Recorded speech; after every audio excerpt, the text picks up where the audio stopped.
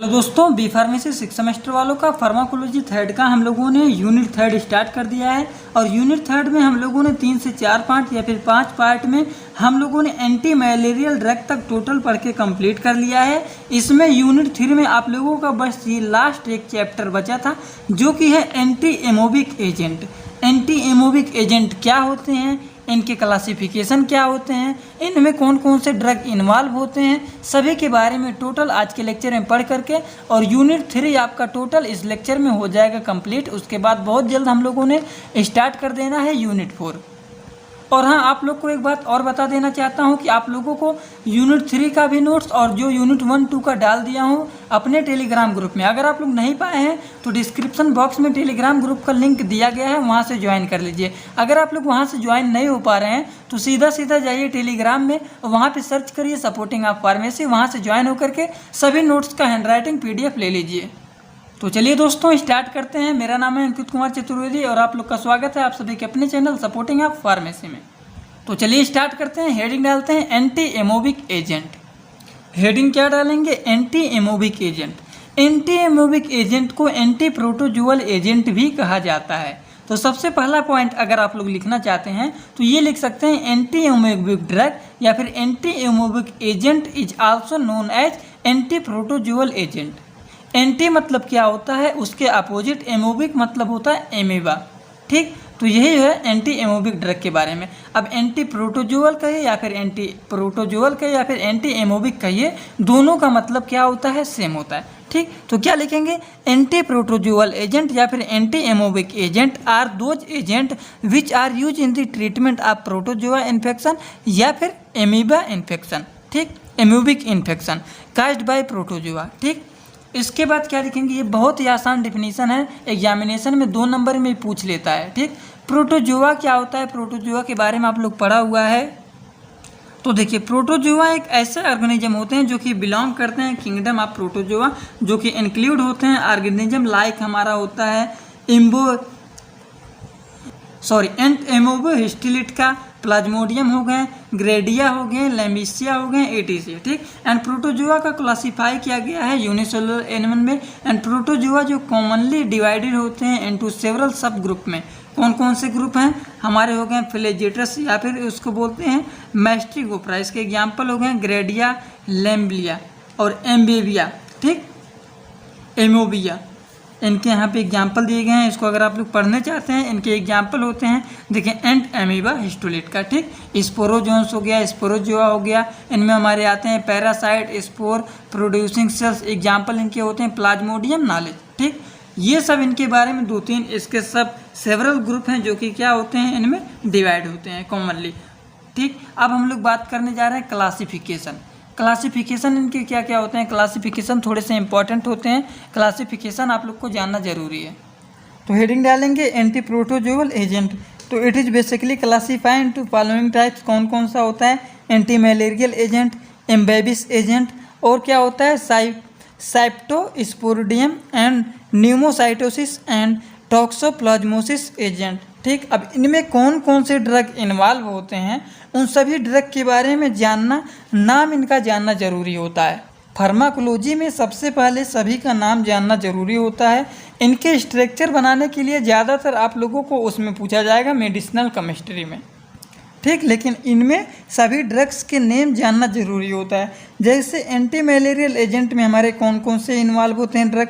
क्लोरोक्विनिन्स हो गए, क्यूनिन्स हो गए, क्यूनिडीन्स हो गए, मेफ्लोक्यूनिन्स हो गए, प्राइमाक्यूनिन्स हो गए, एटावाक्यूनिन्स हो गए, प्रोक्यूनिलिन्स हो गए। ये सब ड्रग हमारे इन्वॉल्व होते हैं। किसमें इन्वॉल्व होते हैं? एंटी मलेरियल एजेंट में। किसमें इन्वॉल्व होते हैं दोस्तों?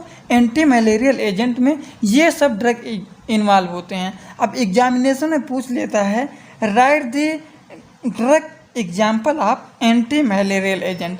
कुछ एंटी मलेरियल ड्रग के एग्जाम्पल बताइए। तो एग्जाम्पल के तौर पर आप लोग इसको लिख सकते हैं। कौन कौन से ड्रग्स हो गए? क्लोरोक्विनिन्स हो गए, क्यूनिन्स हो गए, क्यूनिडीन हो गए, मेफ्लोक्यूनिन्स हो गए, प्राइमाक्यूनिन हो गए, एटोवाक्यूनिन्स हो गए एंड प्रोक्यूनिन्स हो गए। ये सब हमारे एंटी मलेरियल में इन्वॉल्व होते हैं। एम्बेबिस एजेंट में कौन कौन से ड्रग्स इन्वॉल्व होते हैं? तो मेट्रोनाइडाजोल हो गए, ट्रिनाइडाजोल्स हो गए, आइडोक्यूनोल्स हो गए एंड पैरामाइसिन हो गए, पैरामाइसिन हो गए, ये सब ड्रग हमारे इन्वॉल्व होते हैं एम्बेबिस एजेंट में। ठीक, ये ड्रग्स के नेम दोस्तों बहुत ही इंपॉर्टेंट होते हैं, जीपैट में भी पूछ लेता है, write the drug example of एम्बेबिस एजेंट। तो इनमें से एक ड्रग का नाम दे देगा और अलग अलग ड्रग के नेम दे देंगे। ठीक, अलग अलग एजेंट के नेम दे देंगे, तो उनमें से एक ही ड्रग का नाम रहता है जो कि आप लोग को टिक लगाना रहता है। अब मेन एग्जाम्पल इनमें से ड्रग के कौन है, अगर आप लोग को पता रहेगा तो इनमें आप लोग कभी नहीं भूलेंगे, तो ड्रग्स के नेम जानना जरूरी होता है। ठीक, अब हमारा नेक्स्ट जो है वो है साइटोस्पोरिडियम। तो इनमें कौन से ड्रग हमारे इन्वॉल्व होते हैं, तो इनमें हमारा आता है एटोबाक्यूनेंस हो गए, नाइट्राजोसमाइड हो गए, पेंटामिडीन हो गए, पायरीमेथामाइंस हो गए, ट्राईमेथाप्रिंस हो गए, उसके बाद सल्फाप्रेक्सजोन हो गए, ये सब ड्रग हमारे इसमें इन्वॉल्व होते हैं। आई होप आप लोग को यहाँ पे सही तरीके से दिख रहा होगा। अगर हम इनमें कुछ ड्रग्स के बारे में जानना चाहते हैं तो सबसे पहले चलिए बात करते हैं मेट्रोनाइडाजोल के बारे में। थोड़ा सा इनके स्ट्रक्चर की बात कर लेते हैं, प्रॉपर्टीज़ की बात कर लेते हैं, क्योंकि ये आप लोगों के मेडिसिनल केमिस्ट्री के लिए भी ज़्यादा इंपॉर्टेंट है। तो यहाँ पे थोड़ा सा इनके बारे में डिस्कस कर लेता हूँ, क्या है इनके प्रॉपर्टीज़, क्या है इनके स्ट्रक्चर, क्या है इनके मोड ऑफ एक्शन, क्या है इनके सिंथेसिस और इनके यूज क्या है। थोड़ा सा दोस्तों ज़्यादा टाइम नहीं लगेगा, बस थोड़ा सा इसके बारे में डिस्कस कर लेते हैं क्योंकि ये इंपॉर्टेंट है। तो क्या है इनके स्ट्रक्चर, सबसे पहले आप लोग बनाएंगे, और इनके IUPAC नाम क्या है, तो IUPAC नेम इनका क्या है, 2-मेथिल-5-नाइट्रोनिडाजोल्स हो गए, 1-इल हो गए, इथेनॉल हो गए। ठीक, प्रॉपर्टीज की बात करें तो ये क्या होता है, it occurs as a white to pale yellow crystalline powder. ये क्या होते हैं, अक्सर white pale yellow crystalline powder होते हैं, having slight odour and bitter taste में होते हैं, और मेटाबोलाइज होते हैं लिवर में किसके द्वारा, हाइड्रोक्सिलेशन, ऑक्सीडेशन एंड ग्लूकोऑर्डिनेशन के द्वारा। ठीक, ये इनके थोड़े से 2 लाइन के हो गए इनके प्रॉपर्टीज, इनके स्ट्रक्चर हो गए और इनके IUPAC नेम हो गए। शायद अब आप लोग को इसमें कोई डाउट नहीं होगा। चलिए नेक्स्ट बात करते हैं इनके। हम बात करेंगे अब सिंथेसिस की। तो सिंथेसिस इनके बहुत ही आसान तरीके से यहाँ पे बनाया गया है, जो कि हमारा लास्ट में क्या बनेगा, मेट्रोनाइडाजोल। ठीक, तो ये आप लोग बना लेना, सिंथेसिस बहुत ही आसान है, एक ही लाइन में दिए गए हैं। अब हम लोग इनमें बात करेंगे जो थोड़े से इंपॉर्टेंट है। देखिए यहाँ पे थोड़ा सा फैन चला रहा हूँ जिसकी वजह से ये हमारा यहाँ पे उड़ रहा है। ठीक, इसीलिए यहाँ पे इसको लगा दे रहा हूँ। अब मोड ऑफ एक्शन की बात करेंगे तो ये अनआयनाइज मेट्रोनाइडाजोल होते हैं, इसको टेक करते हैं अब by the anti amoebic organism. क्या मतलब हुआ, अनआयनाइज मेट्रोनाइडाजोल को टेक करते हैं किसके द्वारा, एनारोबिक ऑर्गेनिज्म के द्वारा, and get reduce by low Redux potential electron transport proteins, and क्या होते हैं, प्रोड्यूस होते हैं मेट्रोनाइडाजोल, एंड ब्रेक होते हैं DNA स्टैंड और इनहेबिट करता है हमारा DNA synthesis and bacterial growth.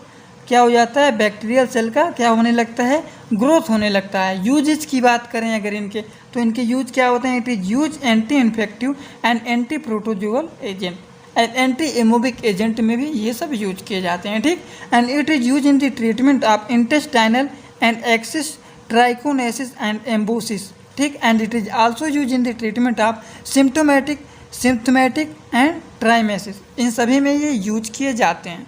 तो दोस्तों ये ड्रग थोड़ा सा इंपॉर्टेंट लगा, इनके बारे में डिस्कस कर लिया है, और मेडिसिनल केमिस्ट्री में और सभी ड्रग्स के बारे में हम लोग ये सब डिस्कस कर लिए हैं। टिनिडाजोल्स हो गए, इनके स्ट्रक्चर हो गए, इनके मोड ऑफ एक्शन हो गए, इनके यूज क्या होते हैं, इसके बारे में भी हम लोगों ने मेडिसिनल केमिस्ट्री में डिस्कस कर लिया है। अगर आप लोग नहीं देखें तो एक बार जा करके देख लेना, क्योंकि मेडिसिनल केमिस्ट्री में हम लोगों ने यूनिट 1 से लेकर के यूनिट 5 तक का टोटल कंप्लीट कर लिया है। अगर आप लोग नहीं देखें तो उसका प्लेलिस्ट एक बार ओपन करेंगे तो पूरा का पूरा यूनिट 1 से लेकर के यूनिट 5 तक का आप लोग को लेक्चर मिल जाएगा। ओरिंडाजोल भी इसमें होते हैं। ओरिंडाजोल के स्ट्रक्चर क्या होते हैं, इनके क्या होते हैं मोड ऑफ एक्शन, इनके क्या होते हैं यूज, ये सब के बारे में भी दिया गया है। डाइलोक्सानेट क्या होते हैं, इनके भी स्ट्रक्चर दिए गए हैं। ठीक, इनके बारे में भी दिए गए हैं, यूज क्या है। आइडोक्यूनोल्स क्या होते हैं, ये सब के बारे में यहाँ पे आप लोगों को मैंने मेडिसिनल केमिस्ट्री में आसान तरीके से बता दिया है, क्योंकि ये सब बहुत ही ईजी हैं और बहुत ही आसान हैं, इसीलिए इनके बारे में बता दिया था जिससे आप लोग को दोनों जगह पर काम आ जाए। तो दोस्तों आज के लेक्चर में हम लोगों ने फार्माकोलॉजी थर्ड का यूनिट 3 आप लोग का बस यही एक छोटा टॉपिक बचा था एंटी एमोबिक एजेंट के बारे में। तो सोचा आप लोग को ये लेक्चर करके कंप्लीट और टोटल आप लोग को यूनिट 3 का नोट्स बहुत जल्द प्रोवाइड कर दूं। तो आज आप लोग का यूनिट 3 कंप्लीट हो गया है। अब आप लोग को बहुत जल्द हमारे टेलीग्राम ग्रुप पे नोट्स मिल जाएगा। टेलीग्राम ग्रुप में नहीं ज्वाइन हो तो टेलीग्राम में सीधा जाइए और वहाँ पे सर्च करिए सपोर्टिंग आप फार्मेसी और वहाँ से आप लोग ज्वाइन हो जाइए। चलिए दोस्तों, वीडियो अच्छा लगा तो वीडियो को एक लाइक जरूर कर देना, अपने सभी दोस्तों के पास शेयर भी कर देना। चलिए, thanks for watching video. Like comment share and subscribe this channel.